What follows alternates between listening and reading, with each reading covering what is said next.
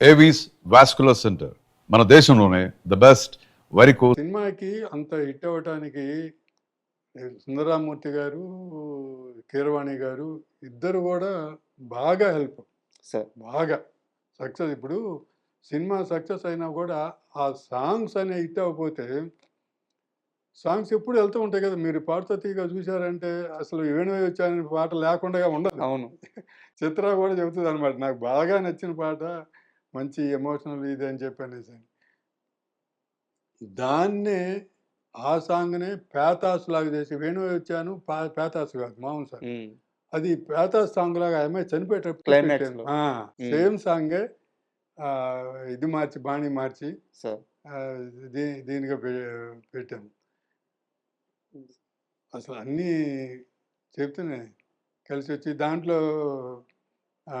క్లైమాక్స్‌లో సాంగ్ ఆ అమ్మాయి పడి చనిపోద్ది కదా. చనిపోయిన తర్వాత చోటాకి షార్ట్ చెప్పాను. షార్ట్ ఏం చెప్పానంటే క్రెయిన్ పెట్టేసేసి, అప్పుడు ఇవన్నీ లేవు కదా. క్రెయిన్ పెట్టేసేసేసి ఆ అమ్మాయి చనిపోయినప్పుడు అలాగా ఆ క్రెయిన్ అలాగా పైకెళ్ళి టాప్‌కి వెళ్ళిపోయి టాప్ ఓపెన్ చేసేస్తే పైన టాప్ తీయించేస్తాను కొంత. హ్మ్. దాంట్లో వెళ్ళిపోతే ఆ అమ్మాయి ప్రాణం అట్లా వెళ్ళిపోయింది. దీంట్లోకి వెళ్ళిపోయిందనేది కావాలి నాకు అని చెప్పనేసని అనుకున్నాం. సరే అని చెప్పి అన్నాడు. ప్లాన్ చేశాడు. అప్పుడు ఇంత ఎక్విప్‌మెంట్ అదేం లేదు కదా. ఈ క్రెయిన్‌ది అట్లా వెళ్ళిపోయిన తర్వాత అది పైకి టిల్ట్ అవ్వటం లేదు. కంప్లీట్‌గా అవ్వటం కుదరటం లేదు. క్రెయిన్ అని అది ఉండేది. చాలా సార్లు ట్రై చేశాడు. ట్రై చేసి నేను అది అనుకున్నాను, నాకు ఎట్లైనా సరే అది రావాలి అది అని చెప్పంటే, నాకు తెలీదు నువ్వు చెయ్యి అని చెప్పని చెబుతుంటే అంతే కదండి. నువ్వు నువ్వు నువ్వు చెయ్యి, క్రెయిన్ మీద కూర్చొనేసేసి నువ్వు కెమెరా ఆపరేట్ చేసి తెలుస్తుంది అని చెప్పనేసి అన్నాడు. సరే ఇక అది ట్రై చేసాం, రాలేదు. కానీ ఊరికే అంటే సైడ్ లాగా అట్లా వెళ్ళిపోయి నేను అనుకున్నట్టు రాదు. ఒక చెట్టులాగా ఇది ఉంటుంది, గాలికి ఇదంతా ఊగుతూ అలా. చోటా వెరీ యంగ్‌స్టర్ కదా అప్పుడు. అవును. ఏదో ఒక సినిమా చేశాడు. మేము అతనేదో సీరియల్ చేస్తే దాంట్లో ఫోటోగ్రఫీ నచ్చి సార్. బాగా తీశాడు క్లోజ్ షాట్లు అని చెప్పనేసని. అండ్ ఈ పాటే 'రాలిపోయే పువ్వా నీకు రాగాలెందుకు' ఆ పాటకి జాతీయ అవార్డు వచ్చినప్పుడు అవును. సో, వేటూరి గారు దాన్ని తీసుకోలేదు. తిరస్కరించారు. తెలుగు భాషకి ప్రాచీన హోదా కల్పించలేదని జెప్పేసి. అవును. సో, ఆ సమయంలో మీతో జరిగిన డిస్కషన్ ఏంటి సార్? ఎందుకంటే అది మీ సినిమా. మీరు డైరెక్టర్. అవును. ఒక సినిమాకి జాతీయ అవార్డు రావడం అనేది సాధారణ విషయం గాదు. అవును. కానీ ఆయన చెప్పిన రీజను తెలుగువారి అవును. ఆత్మగౌరవానికి సంబంధించి. తెలుగువారి ఆత్మగౌరవానికి. ఆ! అవును. సో, ఆ రోజు మీ ఇద్దరి మధ్య జరిగిన డిస్కషన్ ఏంటి? ఆ జాతీయ అవార్డ్‌ని వెనక్కిచ్చేటప్పుడు? అంటే నేనైతే మాత్రం తీసుకోమని గురువుగారిని బతిమలాడాను. హ్మ్. మన సినిమాకి వచ్చింది కాబట్టి అని చెప్పనేసని. ఆయన కాదులే అజయ్, వద్దులే, నువ్వు సినిమా కష్టపడి చేశావు, పిక్చరైజేషన్ చేయబట్టే దీనివల్ల కూడా ఇప్పుడు 2 కలిపి ఇన్వాల్వ్ అయితేనే అంతే. అదొచ్చింది.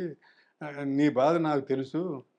కానీ నేను ఇప్పుడు వచ్చింది నాకే గదా. సినిమాకి గూడా గాదు గదా. నాకు పర్సనల్‌గా వచ్చింది గదా.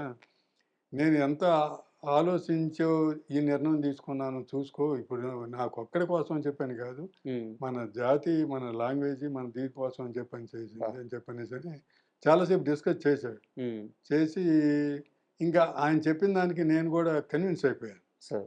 కరెక్టే గదా. మనం ఒక సినిమాకి ఇప్పుడు తర్వాత గూడా ఏమనిపించిందంటే అక్కడ తీసుకున్నాడా లేదా అనేది పాయింట్ గాదు. హ్మ్. మనకి వచ్చిందా రాలేదా వచ్చింది. అసలు అనౌన్స్ చేస్తే వచ్చినట్టే. వచ్చినట్టే గదా. హ్మ్.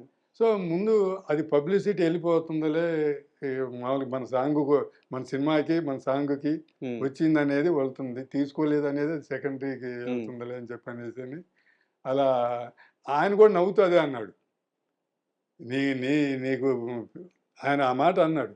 ఫ్యూచర్‌లో నీ సినిమాకి నేషనల్ అవార్డ్ వచ్చిందని పేరు మాత్రం వస్తది. అది నువ్వు ఎక్కడికి పోద్ది గుర్తుపెట్టుకో. వచ్చిన తర్వాత? ఆయన అది అన్నాడు. నేను హ్మ్. బాధపడకుండా. హ్మ్. అది మాత్రం ఉంటది.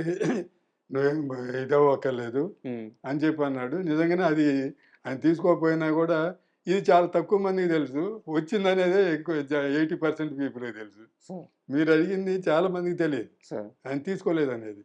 80% పీపుల్‌కి వచ్చిందనే తెలుసు. వచ్చిందనే తెలుసు ఇప్పుడు. ఆ!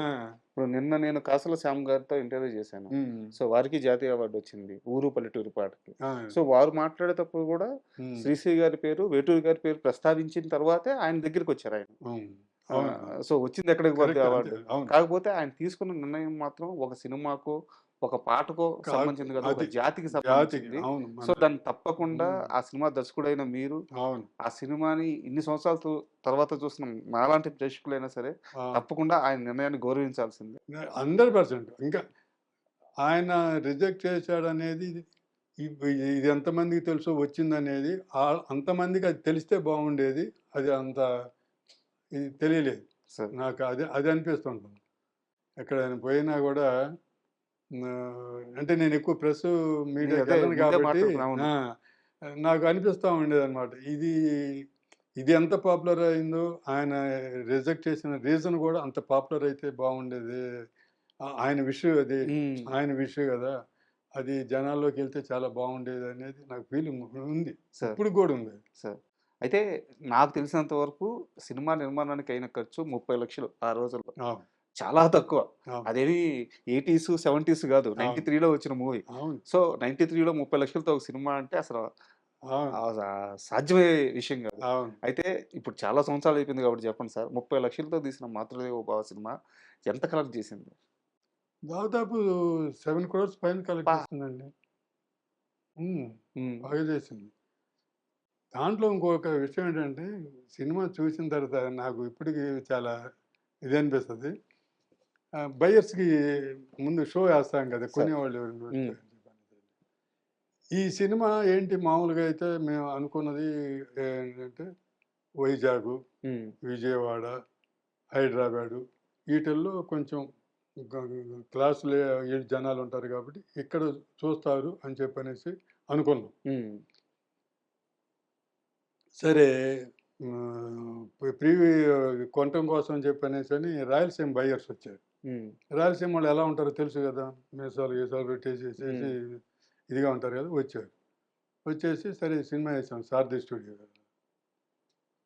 అప్పుడు అదొక్కటే అక్కడ ప్రివ్యూలు యేసేది హ్మ్. సారథి స్టూడియోలో. సార్. ఏదైతే చూసారు, సినిమా చూసారు. రామారావు గారు లేరు. నేను అక్కడే నిలబడి ఉన్నాను. ఆ సినిమాలో ప్రభు, జర్నలిస్ట్ ప్రభు. హ్మ్. ఆయన గంగాధర్. ఇప్పుడు హ్మ్. ఇదంతా చదువుతున్నాడు కదా! అప్పుడు జర్నలిస్ట్ వాళ్ళిద్దరు ఫ్రెండ్స్ లాగా హ్మ్. ఉండేవాళ్ళు. వాళ్ళిద్దరూ సినిమా చూసారు. హ్మ్. ప్రివ్యూ. చూసేసి ఎళ్లారు.